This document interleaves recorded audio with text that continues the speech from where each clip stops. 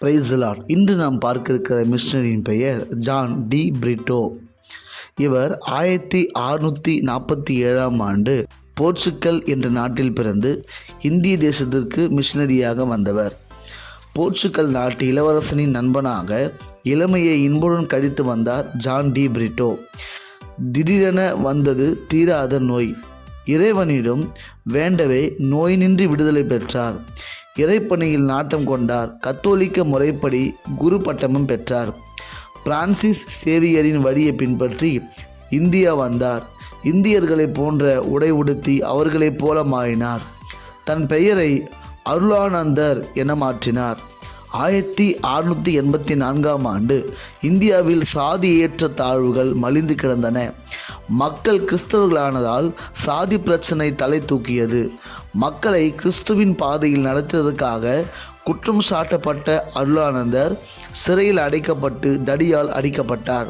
அற்புதங்கள் நிகழ்த்தும் அதிசய ஆற்றலை இறைவனிடமிருந்து பெற்றதால் சேவகர்கள் அடித்த அடியில் கண் தெரித்து விழுந்த ஒருவரின் கண்களை பொருத்தி பார்வையடைய செய்தார்.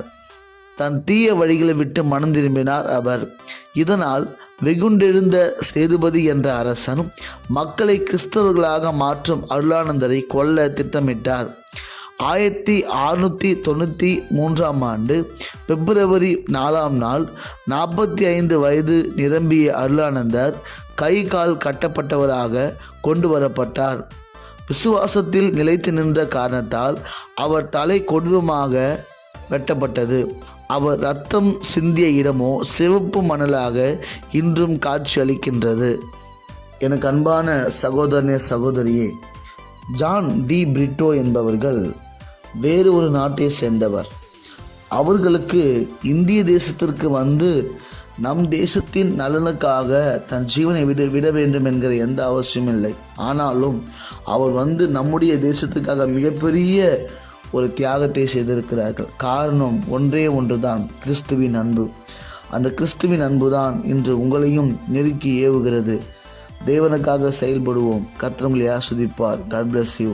கொஞ்ச காலம் இயேசுவுக்காக